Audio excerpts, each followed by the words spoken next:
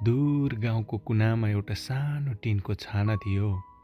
छानामा खिया लागेको थियो। भित्र पस्दा भुइँ सधैँ चिसो र भित्तामा टाँसिएको एउटा पुरानो घडी, जुन घडीमा कहिल्यै ठिक समय देखाउँदैन थियो।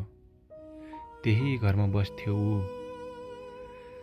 जसको नाम राम पनि थिएन, श्याम पनि होइन। नाम खासै महत्त्व राख्दैन थियो, किनकि समाजले उसलाई नामले होइन असफल भनेर चिन्दथ्यो। ऊ स्कुल जाँदा किताब झोलाभन्दा भारी हुन्थ्यो। घरको जिम्मेवारी, कहिले आमा बिरामी, कहिले बुबाको काम बन्द। स्कुलको घन्टी बज्दा ऊ कहिलेकाहीँ खेतमा हुन्थ्यो, कहिलेकाहीँ इँटा बोकेर। शिक्षकले सोध्थे, तिमी किन ढिला आयौ? ऊ मुस्कुराउँथ्यो, किनकि साँचो जवाफ सुनाउने हिम्मत थिएन।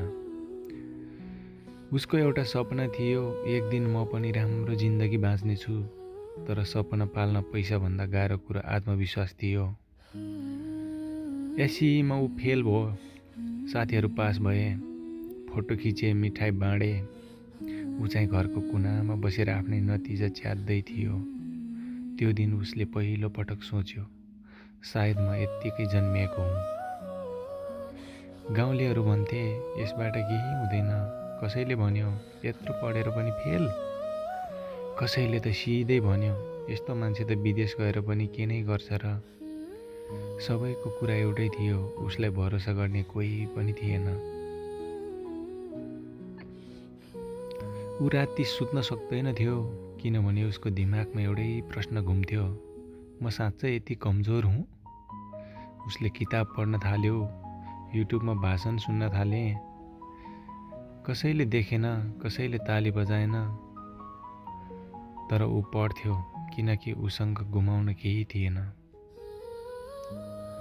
ऊ विदेश गयो, एउटा झोलामा केही कपडा, केही फोटो र धेरै डर बोकेर। दिनको 12-14 घण्टा काम, हातमा छाला फुट्थ्यो। तर सबैभन्दा गाह्रो के थियो थाहा छ? घर फोन गर्दा आमाले भन्नुहुन्थ्यो, छोरा ठिक छौ? र ऊ झुट बोल्थ्यो, म ठिक छु आमा। भाँचिएको मान्छे तर नढलेको आत्मा। एक दिन ऊ काममा ढल्यो। काम गर्दा गर्दै ढलेर बेहोस अवस्थामा भएपछि उनलाई हस्पिटलमा पुर्याइयो। डाक्टरले भने, ओभरवर्क, यानि कामको प्रेसरले गर्दा ढल्यो। बोसले भने, if you can't work, go home. यदि तिमी काम गर्न सक्दैनौ भने घर जाऊ। त्यो दिन ऊ बाथरुममा बसेर धेरै बेर रोयो। ठुलो स्वरमा होइन, भित्रैबाट रोयो।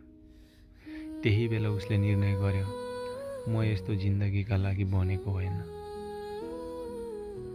ऊ राति पढ्थ्यो, दिनमा काम गर्थ्यो, मोबाइलमा कोर्स हेर्थ्यो, इङ्ग्लिस सुधार्थ्यो, स्किल सिक्थ्यो।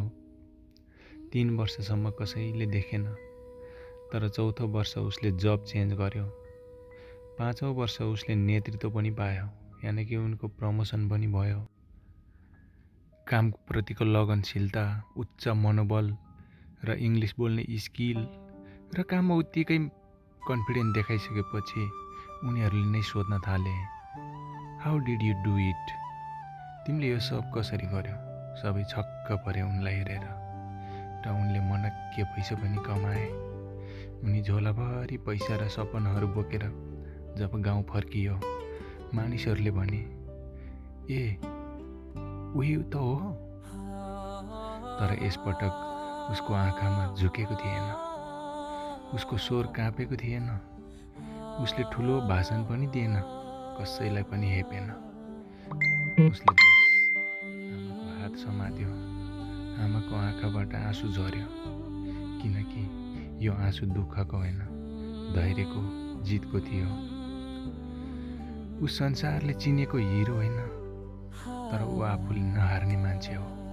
उसले प्रमाणित गर्यो, असफलता अन्त्य होइन, ढिला हुनु हार होइन, चुप लागेर मेहनत गर्नु कमजोरी पनि होइन।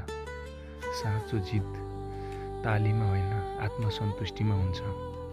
यदि आज तपाईँ पनि थाक्नु भएको छ, हार्नु भएको छ, आफूलाई कमजोर ठानिरहनु भएको छ भने यो कथा सुन्नुहोस्, किनकि कसैले तपाईँलाई हेरेन भने पनि तपाईँको मेहनतले तपाईँलाई देखिरहेको हुन्छ। त्यसैले चुपचाप मेहनत गर्नुहोस्। एक दिन ताली बजाएर सफलता आउनेछ तपाईँको जिन्दगीमा।